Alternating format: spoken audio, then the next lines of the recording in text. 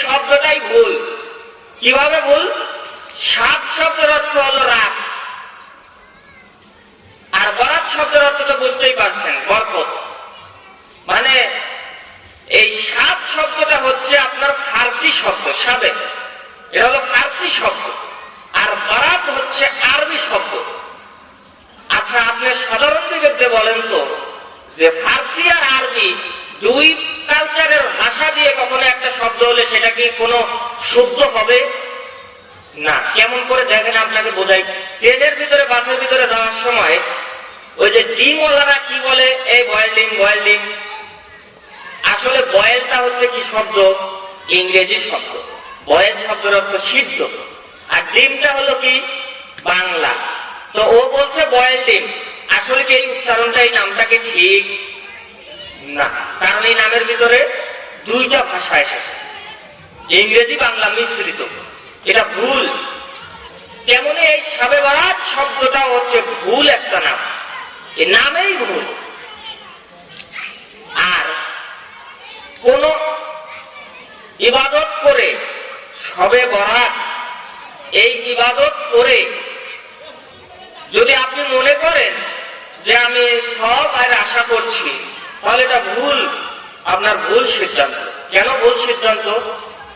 কারণ পৃথিবীতে দেখবেন আল্লাহ তাআলা যতগুলি আপনার সওয়াবের কথা বলেছে, নেকির কথা বলেছে, সকল জায়গায় আল্লাহ তাআলা একটা ইবাদত দিয়ে দিয়েছে।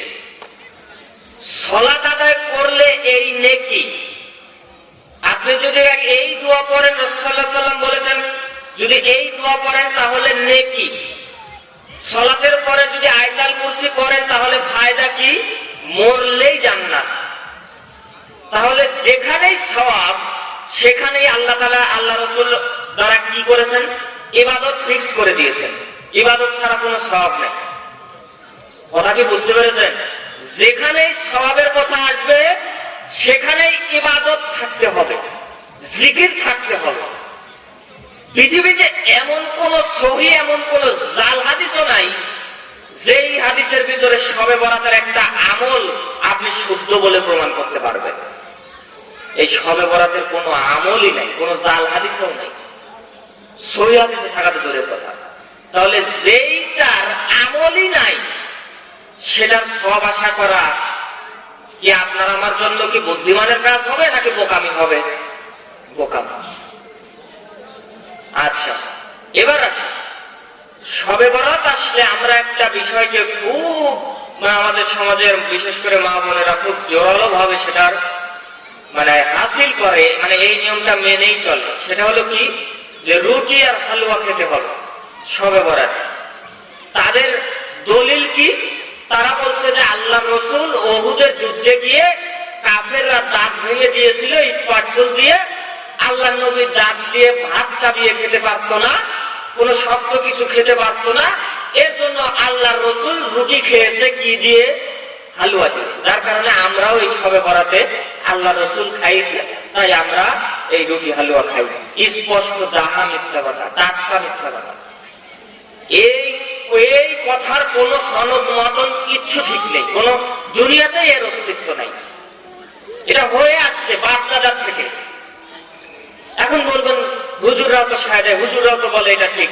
হুজুর আপনার দলিল নয়, আপনার দলিল মুহাম্মদ সাল্লাল্লাহু আলাইহি ওয়াসাল্লাম। মুহাম্মদ সাল্লাল্লাহু আলাইহি ওয়াসাল্লাম এই শবে বরাত নাম দিয়ে এরকম কোন উদযাপন, এরকম কোন উৎসব উদযাপন করেছে কিনা আপনি সেটা দেখেন। আপনি হুজুর করছে কিনা এটা দেখবেন না। আচ্ছা, তাহলে এখন বলি যে আপনারটাই না হয় আমি নিলাম যে আল্লাহ রসুলের দাঁত ভেঙে গিয়েছিল, মনে করেন 5 মিনিটের জন্য নিলাম, এর জন্য রুটি হালুয়া খেয়েছে। আচ্ছা, আপনি বলেন তো একটা কথা, এখান দিয়ে একজন সম্মানিত ব্যক্তি, ধরেন এই এলাকার এমপি সাহেব, তার কোন একটা রোড অ্যাক্সিডেন্টের কারণে পা একটা ভেঙে গিয়েছে। তো ভেঙে যাওয়ার কারণে সে সব জায়গায় আপনার লাঠি ভর দিয়ে, আপনার মনে করেন ন্যাংরার মতো ন্যাংরাতে সব জায়গায় চলাফেরা করে।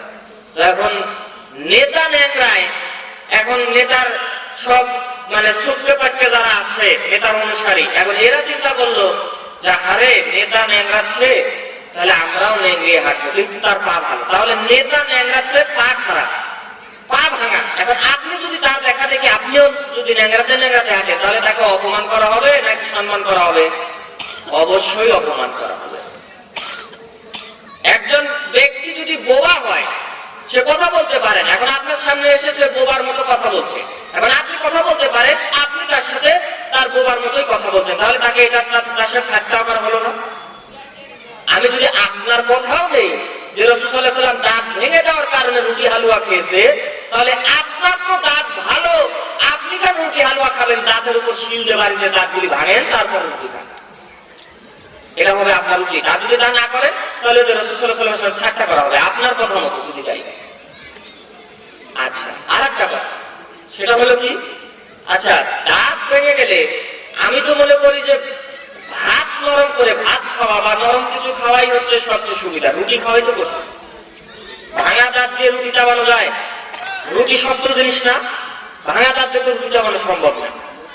মূলত পক্ষে এই যে কথা যে আল্লাহ রাসূল দাঁত ভেঙে গিয়েছিল তাই রুটি হালুয়া খেয়েছে, এই কথাটাই বিভ্রান্তিকর, এই কথাটাই একদম ভুল ভুয়া একটা কথা।